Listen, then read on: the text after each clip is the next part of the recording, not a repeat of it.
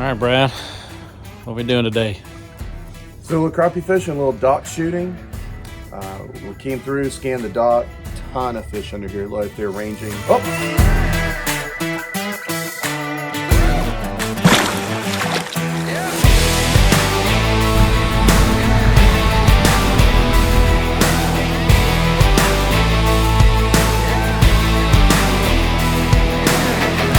Hey, good morning. It's Brad and Bear. Hey. We're up here on the north end of Lake Lanier on the Chestatee Riverside, and we're hunting crappie. Our friend Brian's on the boat with us today. See if he can actually put some fish on the boat for once. I don't know. I think Brian's going to put some fish he'll in the be boat. right, Yeah, so our plan today is to go out and find some docks, find some structure. We do not have any type of forward-facing sonar on the boat today, so we're strictly going to be using side scan, down imaging, and 2D. See if we can find them, and see if we can get them with the boat. Yeah, I think weather-wise, barometric pressure's in the right spot. There's some chance of some like misty type rain. It's a little chilly, but not too bad. So I think weather's going to be all right for fishing so far. Great. Yeah, so let's get out there and see if we can fish in the boat. Prior to heading out, we used our Navionics boating app to scout some areas we wanted to try. This dock in particular looks very interesting. On my Navionics, I've got the orange color set up to show a range between 19 and 30 feet, which is the general range we're seeing right now with active crappie in it. So that helps us to automatically discard a lot of water. Coming up on our first dock in the target range, first thing we're going to do is get as close to it as possible. We don't have active target or any type of forward-facing sonar in the boat, so we're going to go across with side scan. We're going to look and see if we see anything under the boat. Hopefully, if we get close enough, and if the fish are close enough to the front of the dock, we're also going to pick up on down imaging. They'll give us some clue as to their depth. So some fish right there. Look at that, just covered up. Now you can see them here on the side scan in the water column. You can also see them up here in the depth. So we know from that information we can see an idea of their overall depth in the water, and we know they're covered up under that dock. We can see that they're about 20 feet or so from where the transducer is on the boat. So we're going to set up, we're going to try to fish this dock and see if we can get a bite.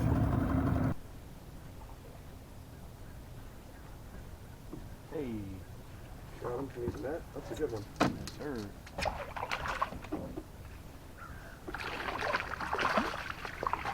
There we go. Hey. Brian with the assist, first fish on the boat. And a slab at that. That's a good fish.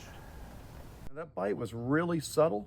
I felt him kind of tap on it, like I didn't even think he was there. He just kind of held it. And I let it just jig right there. And then finally I reeled just a little. When I did, I felt the weight. And here we go, first fish in the boat. Yeah, I found like letting it pendulum a lot to the boat and hesitating. They'll follow it out there, wait, and then all of a sudden they'll hit for some reason.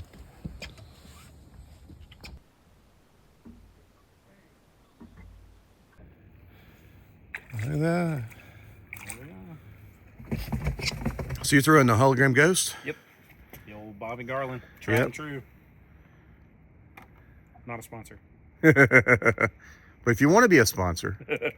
Hey, Bobby Garland, have an opportunity for you. Just for you. Just for Okay, you. well, not just for you, but an opportunity for you. Nice. Apparently your hooks are real good too. Hey, Brian's look got at one on there, the hook back. up. Love it. Look at that. Let's flip them in the boat. Yeah. There we go. Hey. It's all right. So what, we've been on the water now maybe 10 minutes. Each of us caught our first fish. Yep. So it's looking pretty good. Basically a shooting under there, letting it pendulum back to us. On the down imaging, we saw fish anywhere from 5 to 15 feet. So letting it swing back to the boat. Yeah, I'd let him go. Yeah, he's a little small, but still a good fish. And then once we get to that vertical jig, kind of holding there, waiting to see if we get a bite. When you start to reel up, just give it a slow reel. That way, if they're sitting there looking at it, they may grab it. You don't want to just start reeling fast and possibly miss a fish. Cool. Well, let's see how many we can put in the boat today.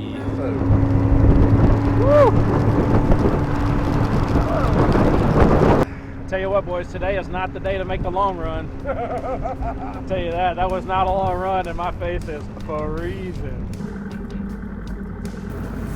I'm not quite as close as I want to be, so the down imaging may not help me here. But let's see what we've, oh yeah, whole mess up. So right here, all these dots, thank you, all these dots right here. And now you can see some of the water columns. So you can see we're like 10 to 25 feet. So These are a little deeper, but they are stacked.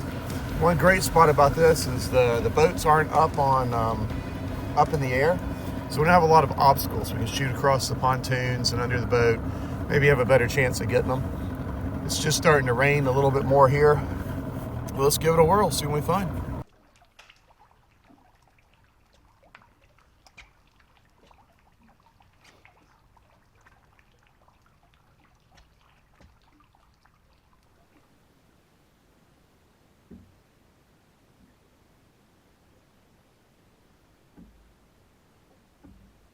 So in fairness, this is a great example where some sort of forward-facing sonar would be really helpful. We scan through this and we know there's a ton of crappie here. We kind of estimate from the down imaging they're probably down deeper, probably talking 10, 15 feet. But you know, are they under this boat? Are they under the next boat and under this gangplank? They were kind of scattered throughout all of this. So every cast, you know, we're just kind of trying different depths and different colors. Whereas if you did have the forward-facing sonar, you could really zero in, spend a lot less time hunting, a little bit more time fishing. But you know, this is fun, and everyone, you know, again, forward-facing sonar is all the rage. Everyone says you have to have it. You don't have to have it. But is it practical? Is it practical, right? It's helpful, no doubt, and it definitely spend less time hunting, more time fishing. You definitely put more fish in the boat. But great shot, Brian. Somehow, wow, that did a loop-de-loop. That, ladies and gentlemen, that went on top. Look at that. Oh, you can see it dancing up there. Yeah.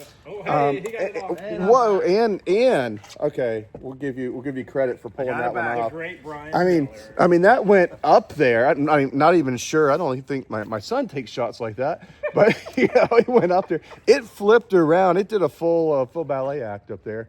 But we got it back. Good stuff. So here we're gonna switch gears, try something a little different. We've got some structure. We got some trees down here. It usually holds crappie. We're gonna go over them. The water is really stained up here. We're still about 51-degree water temperature, but it really stained. A lot of debris in the water. We had a big storm a couple days ago.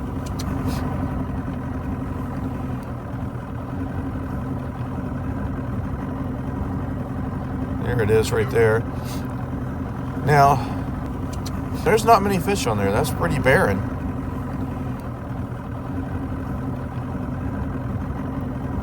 So that there's very little fish on there. Usually that looks like a full canopy oak tree when it's covered in fish.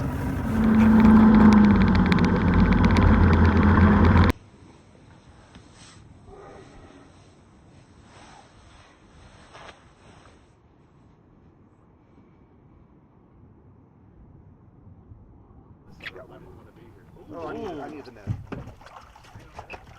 Yep. I was 6 feet now back in that corner. Wow. Yeah, that's a good fish. Good. All right. Get him well in the boat before I try to lip him.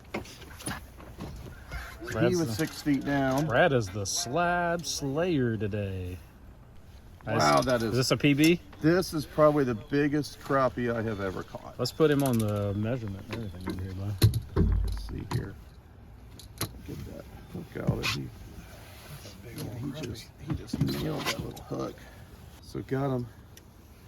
Been fishing this. I don't know what the name of it is. I'll look it up. This black chartreuse with that split tail. Mm-hmm. First time I've ever fished it. Man, that is a good fish. I had a pink crappie bite on it. Here, bring him up here. And the redneck scale here. I like it. Practical.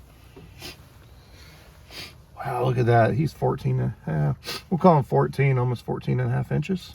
Yeah.